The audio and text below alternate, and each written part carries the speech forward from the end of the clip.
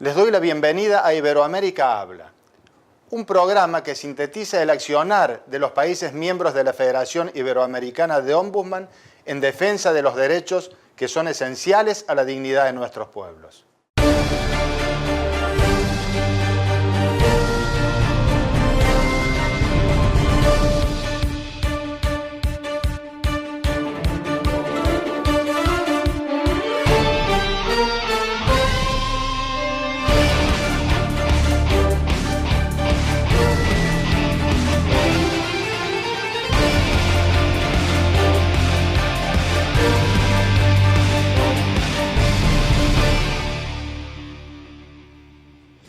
El 10 de junio de 2011 es una fecha importante para México. Ese día, el Congreso de la Unión aprueba las reformas a la Constitución en materia de derechos humanos. Y a partir de entonces, los organismos públicos de derechos humanos adquieren mayores facultades para ejercer la responsabilidad de promover, proteger y defender los derechos de la ciudadanía. En este contexto, las instituciones derechohumanistas de México se enfrentan al enorme desafío que representa la capacitación a nivel general para dar cumplimiento cabal al contenido de la ley. Uno de los puntos más trascendentes de esta reforma es que hoy las leyes mexicanas en materia de derechos humanos se armonizan con los tratados internacionales a los que México se ha adherido, lo que significa que jueces y magistrados, servidores públicos y ciudadanos en general deberemos estar adecuadamente informados sobre el impacto y la trascendencia de esta reforma. Hoy nos acompaña en Iberoamérica Habla el presidente de la Comisión Estatal de los Derechos Humanos del Estado de San Luis Potosí, quien a poco tiempo de haber asumido el cargo ha trazado una nueva ruta adaptada a la reforma constitucional del 10 de junio para dar un nuevo significado a la relación existente entre los poderes públicos y la ciudadanía. Para dar inicio a nuestro diálogo, saludo con gusto al licenciado Jorge Vega Arroyo. Señor presidente, bienvenido a Iberoamérica Habla. Un saludo a la audiencia de Iberoamérica. Les agradezco a todos, a la red de Confío, este espacio para difundir sobre todo cuáles son las líneas de acción de este organismo público protector de los derechos humanos y sobre todo de las acciones que estamos llegando para llegar a la protección, a la promoción, a la difusión de los derechos humanos. Saludo a todos. Licenciado, quisiera nos comentara qué hay en el contenido de la reforma aprobada en México en 2011 que significa hoy una fortaleza para los protectores y defensores de derechos humanos. Para México, a partir de junio de 2011, a partir de esta reforma, es una reforma de gran calado, es de gran importancia.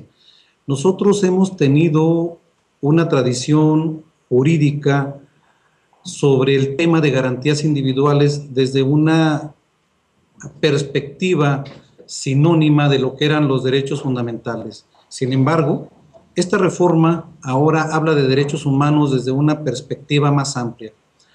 ¿Qué nos favorece? Favorece el espacio de que se reconoce a manera igual desde la Carta Fundamental a los tratados internacionales. Desde luego, ahora, en el aspecto de la función de los derechos humanos, las autoridades se convierten, y es una obligación, en promotoras, en difusoras, e inclusive tienen que hacer ese trabajo de protección, de promoción, defensa y llegando hasta la sanción de las violaciones de derechos humanos. Ese es un aspecto de la mayor importancia. Otro punto que hay que resaltar también es el sentido de la obligatoriedad de las recomendaciones. Es decir, ahora, como resultado de la investigación efectiva que hacen los organismos públicos defensores de los derechos humanos, luchamos también porque su cumplimiento sea de una de las mayores eficacias. Y la reforma nos está hablando de que en el caso de que las autoridades a quienes vaya dirigida una recomendación no la acepten o no la cumplan en sus términos, se puede dar vista al Congreso tanto del Estado como al Congreso de la Unión, para efecto de que sean llamados al seno de esos órganos legislativos, a efecto de que funden y motiven esa negativa o ese incumplimiento. Yo siento que son los aspectos a resaltar de la mayor importancia. La incorporación de tratados internacionales en el ámbito jurídico requiere sin duda de una capacitación especializada. ¿Cómo es que una entidad de derecho humanista puede capacitar a jueces y magistrados para la aplicación cabal de la reforma de 2011? Mira, los organismos públicos defensores de derechos humanos hemos venido trabajando desde su propia creación con los instrumentos internacionales, y es algo que nosotros estábamos pidiendo que en las resoluciones, en todo el actuar del Poder Judicial, se les viniera aplicando. ¿Cómo podemos actuar con ellos? Hay un punto que refiere en esta reforma que tiene que ver con la aplicación de la normatividad internacional y que nosotros conocemos como el control de la convencionalidad. Yo creo que debemos de trabajar con el Poder Judicial, con los operadores del Poder Judicial, para efecto de que ellos apliquen en todas sus resoluciones los derechos humanos previstos en la normatividad internacional, sobre todo aplicando un criterio de ese control de la convencionalidad. Pero además,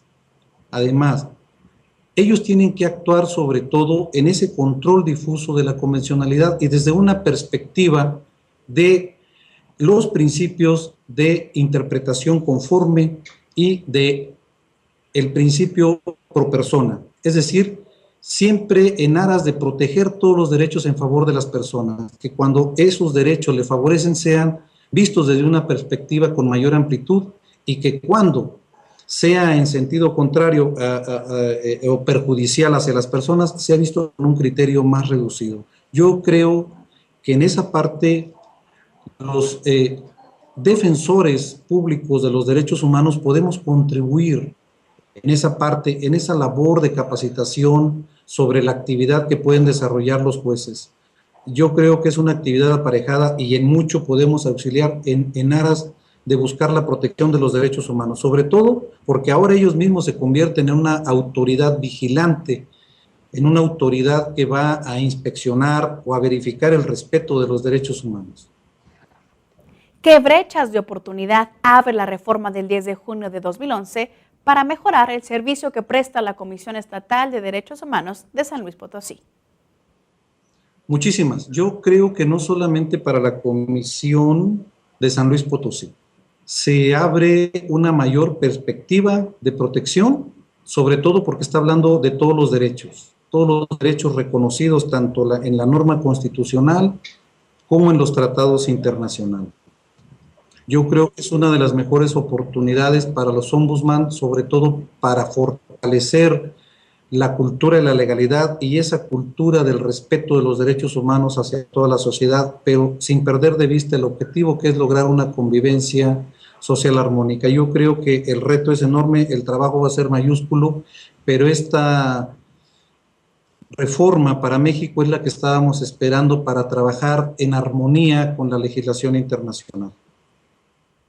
Uno de los principales puntos que se manejan en la reforma es la obligatoriedad de las escuelas bajo la perspectiva de los derechos humanos. ¿Cómo es que deben enfrentar las instituciones derechohumanistas este compromiso? En la parte de la capacitación no hay que perder de vista que la reforma entraña grandes retos. Uno de los retos es poder incidir en el tema de la educación. La reforma constitucional también señala que se debe educar sobre la base de derechos humanos. Es cierto.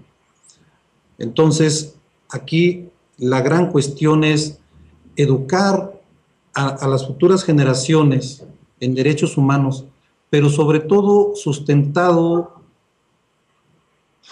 en una perspectiva de señalar o de fortalecer esa cultura de la legalidad que estamos hablando. Es decir, enseñar a nuestras generaciones que van a salir hacia una sociedad donde hay derechos, sí, pero también hay obligaciones.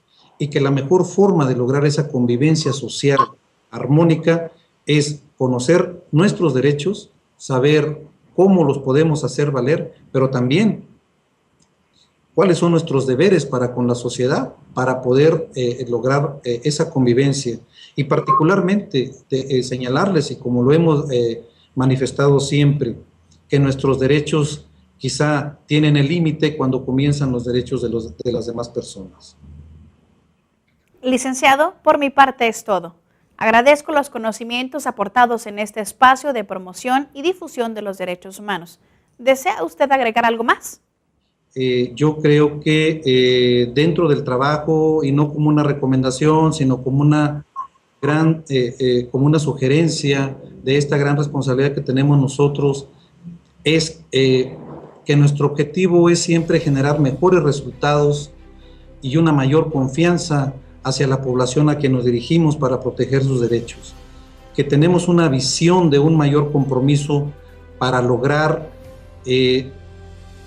fortalecer o consolidar esa cultura de respeto a los derechos humanos, consolidar la cultura de legalidad y consolidar el Estado de Derecho, porque nuestra meta es lograr que las instituciones defensoras de los derechos humanos sean un referente en la promoción y en la protección de los derechos humanos, y sobre todo no perder de vista una filosofía que es base del actuar de nosotros como defensores públicos de derechos humanos, y que es la honradez, la inmediatez, la eficiencia y una vocación de servicio. Licenciado, muchísimas gracias por su tiempo. El contenido de la reforma aprobada el 10 de junio de 2011 transforma radicalmente el modelo de organización jurídica del Estado mexicano, a tal grado que podríamos decir que es la reforma constitucional más importante desde que fue expedida en 1917. Esta reforma modifica sustancialmente la llamada parte dogmática de la Constitución, pues contiene cambios importantes en aspectos sustantivos, orgánicos y procesales respecto a los derechos humanos. Sin embargo, es responsabilidad y obligación de cada ciudadano marcar una nueva etapa en la difusión, protección y defensa de los derechos humanos en México. Soy Lía Montañez y en representación de mi compañera Elena Paredes, me despido de usted agradeciendo el favor de su atención. Hasta pronto.